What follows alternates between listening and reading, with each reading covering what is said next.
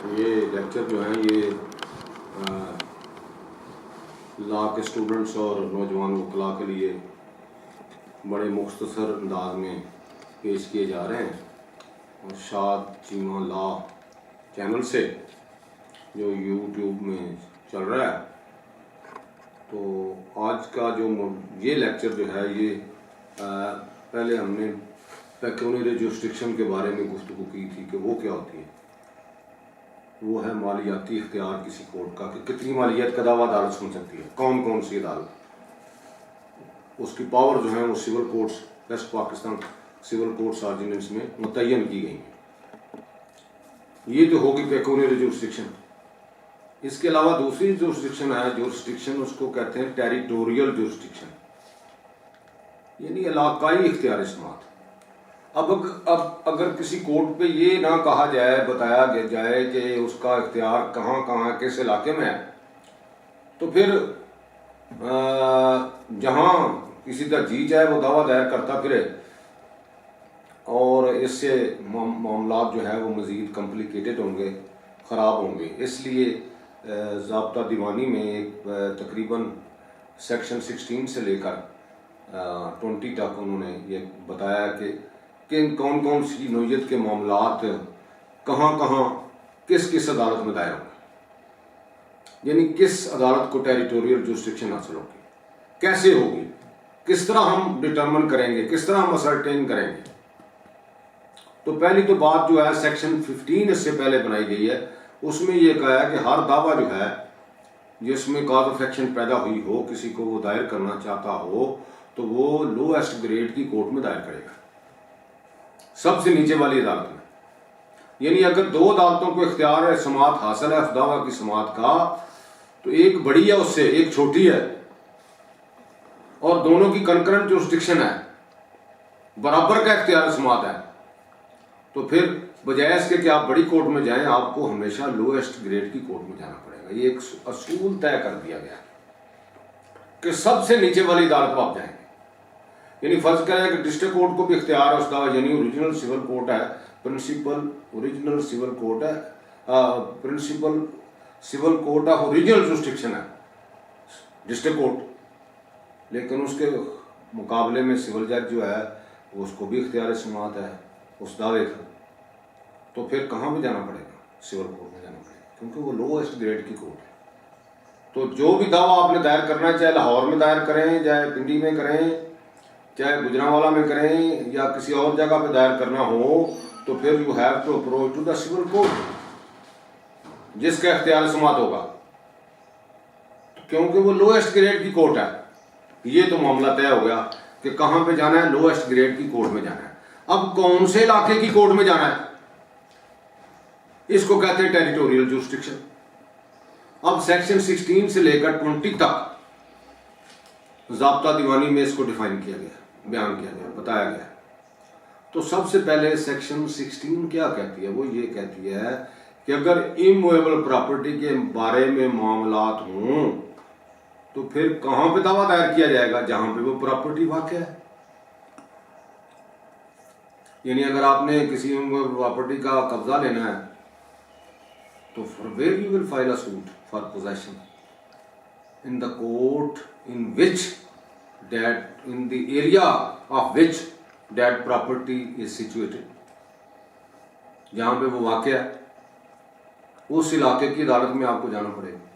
ये नहीं कि प्रॉपर्टी अगर गुजरात में वाक़या है तो आप वहाँ जाके गुजरांवाला में दावा दायर कर दें, नहीं, आपको गुजरात में जाना पड़ेगा, क्योंकि इमूवेबल प्रॉपर्टी है ही वहाँ पे, किसी गांव में है, तो उसी इलाके की जो अदालत है, जो सिविल कोर्ट उसको जिसकी जुरिस्डिक्शन है, जिसका इख्तियार समात है, वहां you have to file the suit.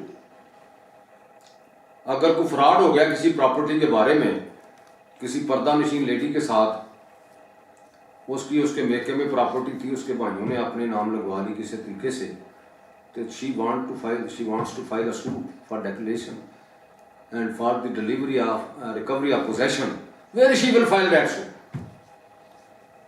At Gujrat where the property is situated.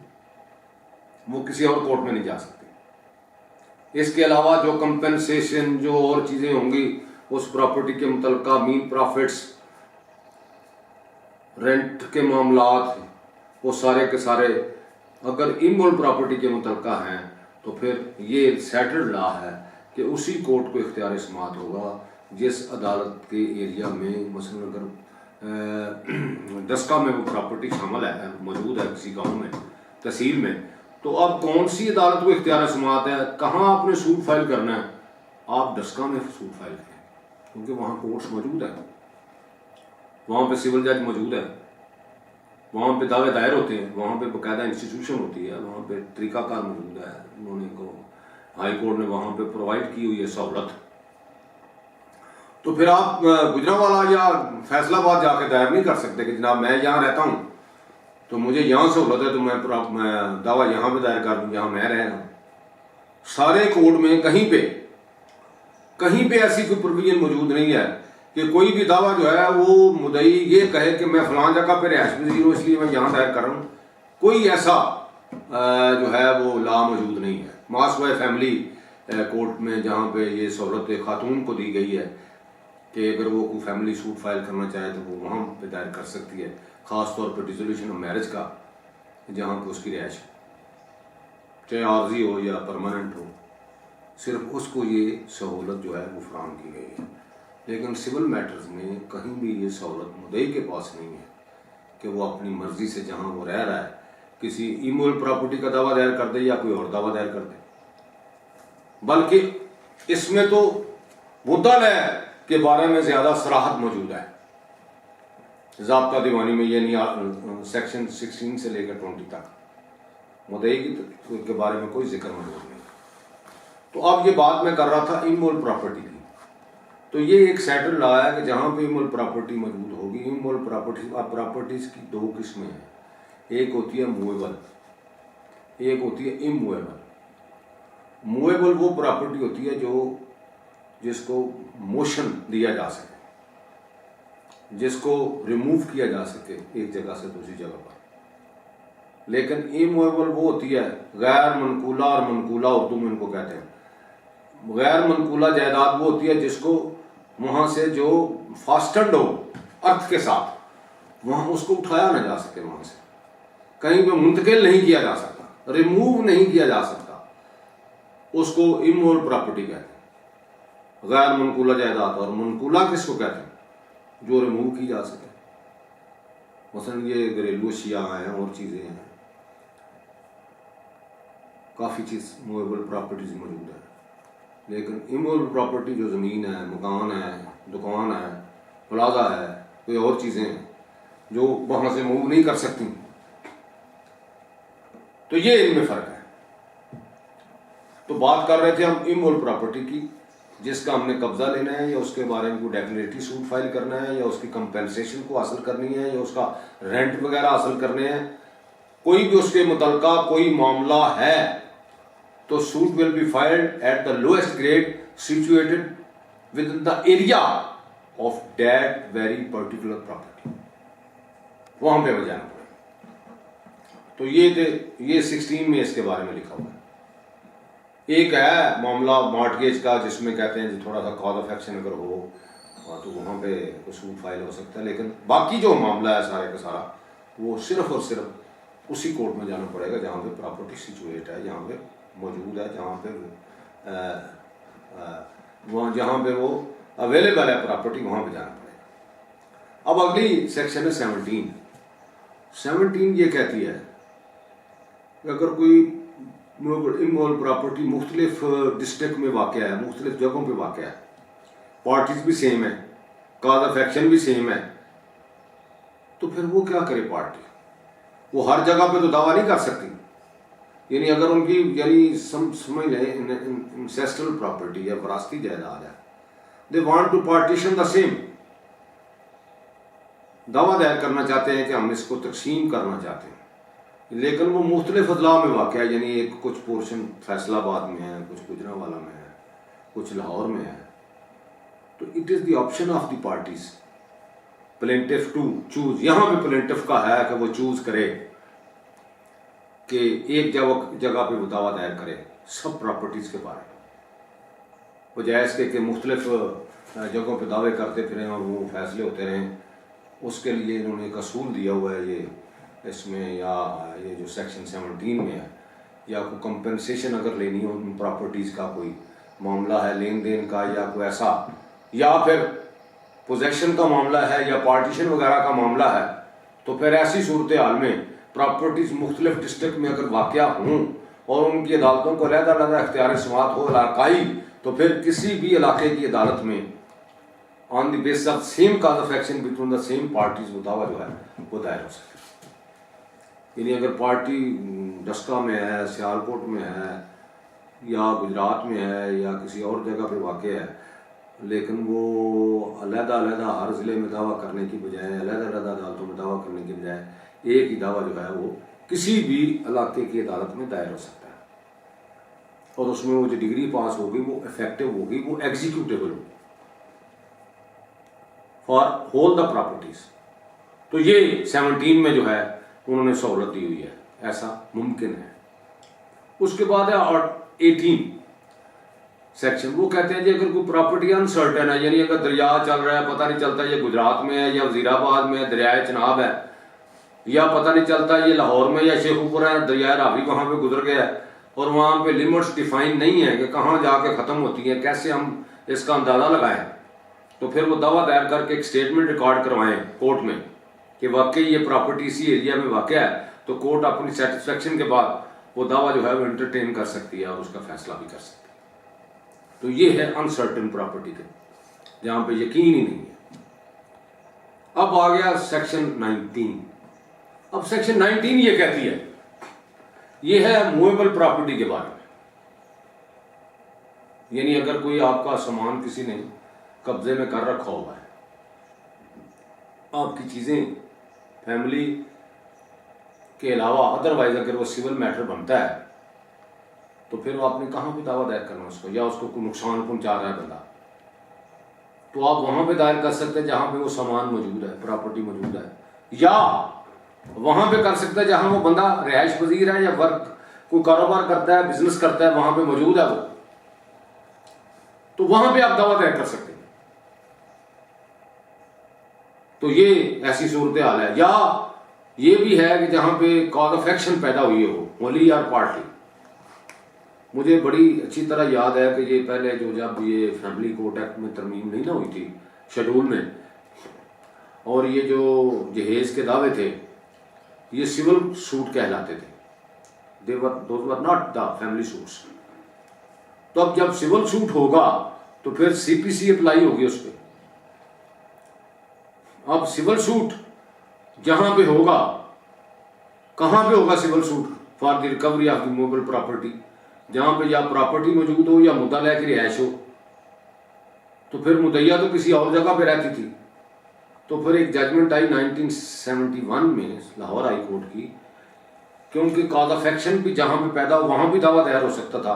तो उन्होंने कहा कि जी ठीक है जी, सामान जहेज तो जहां पे उठाया गया है वहां पे निकाह हुआ था, इसलिए निकाह जो है ये कॉज ऑफ एक्शन का सबब बना है, लिहाजा निकाह वाली जगह पे भी जहां पे निकाह परफॉर्म हुआ था वहां भी दावा दायर हो सकता है। तो इस तरह के दावा में मूवेबल प्रॉपर्टी के बारे में आमतौर पे जहां पे मुद्दा की रिहाइश हो या प्रॉपर्टी मौजूद हो या कोई कॉज ऑफ एक्शन होली या पार्टली पैदा हुई हो, वहां पे ये दावे जो हैं वो दायर हो सकते हैं। अब आगे सेक्शन 20। अब 20 में भी यही क्राइटेरिया है।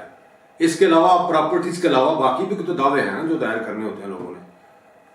कंपेंसे ये रॉन्गफुल लॉ ऑफ टॉर्ट के मुताबिक दावे हो सकते हैं, कोई मनी सूट हो सकता है, और मामलात हैं, कुछ चेक का लेन देन है, सारे मामलात उनके बारे में भी दावे होते हैं काफ़ी सारे। तो उनके बारे में अब जो है किस कहाँ पे वो सूट फाइल हो सकते हैं, सेक्शन 20 इन सारे मैटर्स को डील करता है। तो उसमें 2-3 क्राइटेरिया हैं। एक तो जहाँ पे मुताला रह रहा, अगर ज़्यादा मुताला है तो कोई एक मुताला कहीं पे रह रहा, या वो कोई वहाँ पे बिजनेस कर रहा हो, कोई कारोबार कर रहा हो, वो वहाँ पे बाज़ औक़ात टेम्परेरी रह रहा हो या परमानेंट रह रहा हो, लेकिन मुताला जो है वो फिक्र करता है इसमें। अगर ज़्यादा में से एक रह रहा है तो वहाँ भी दावा दायर हो सकता है। कोई भी मुताला कहीं पे रह रहा है, अगर आपको उसके खिलाफ कॉज ऑफ एक्शन है तो you can file a suit weather he is residing permanently और टेम्परेरी। वहां पे रह रहा है, तो फिर वहां पे आप दावा दायर कर सकते हैं। तो या जहां पे कॉज ऑफ एक्शन होली और पार्टली पैदा हुई हो, पार्शली, तो फिर वहां पे भी दावा दायर हो सकता है। और अगर कॉरपोरेशन है या कोई कंपनी है जहां पर उसका दफ्तर हो किसी भी एरिए में, वहां पे भी दावा दायर हो सकता है कॉरपोरेशन के खिलाफ। मतलब मैं किसी बैंक के खिलाफ या कंपनी के खिलाफ दावा दायर करना चाहता हूं, तो उसका दफ्तर गुजरांवाला में है या उसका दफ्तर गुजरात में भी है या उसका वजीराबाद में है, तो मैं वहाँ पे भी दावा दायर कर सकता हूँ। ये भी एक अंदाज, एक तरीकाकार मौजूद है टेरिटोरियल जुरिस्डिक्शन में। तो इन नटशल ये नतीजा निकला कि हमेशा आपको कोशिश करनी चाहिए कि देखें कि हमें दावा कहाँ पे दायर करना है, किस अदालत को इख्तियार समाअत है, और जो पैरामीटर्स दिए गए हैं सेक्शन 16 से लेकर फिर 20 तक, इन सब को हर मामले में देखना पड़ेगा। बात अगर देखें ना, ठीक है, टेरिटोरियल जुरिस्डिक्शन तो यानी एक सिविल कोर्ट की जुरिस्डिक्शन सारे डिस्ट्रिक्ट में होती है, लेकिन कतगन ये है कि अगर आप गवर्नमेंट के खिलाफ या गवर्नमेंट ऑफिशियल के खिलाफ दावा दायर करना चाहते हैं, सिविल कोर्ट्स ऑर्डिनेंस में ये लिखा हुआ है कि फिर आपको हेडक्वार्टर पर दावा दायर करना पड़ेगा। यानी वो हेडक्वार्टर क्या है? District headquarter. और वो दावा किसके पास चलेगा जो गवर्नमेंट के खिलाफ होगा? वो हमेशा सिविल जज फर्स्ट क्लास के पास चलना चाहिए। ये गवर्नमेंट के खिलाफ जो दावा आपने करना है, आप तहसील लेवल पे वो दावा दायर नहीं कर सकते, क्योंकि वो हेडक्वार्टर की अदालत नहीं है। हेडक्वार्टर की अदालत हमेशा वो अदालत कहलाती है जो डिस्ट्रिक्ट लेवल पे होती है। तो ये भी इसमें एक सूरत हाल है, ये भी आपको देखना पड़ेगा। तो बहरहाल जहां पे प्योर खालिस्तान गवर्नमेंट इन्वॉल्व होगी, गवर्नमेंट के डिपार्टमेंट इन्वॉल्व होंगे, you have to file a suit at the district headquarter, not at the tehsil headquarter. और ये तहसीलों के लिए ये तो मुसीबत है, एक बड़ी परेशानी का बायस है। डिस्ट्रिक्ट वाले सारे दावे उधर रख लेते हैं, गवर्नमेंट को पार्टी बना के। तो ये भी एक इसमें जुरिस्डिक्शन, टेरिटोरियल जुरिस्डिक्शन का मैटर है। तो मैं यही गुजारिश कर रहा था कि बड़ी एहतियात करनी चाहिए, ताकि जो फार्मूला इसमें दिया गया है उसके मुताबिक हम दावों को फाइल कर सकें। Thank you very much. लो जी, ठीक।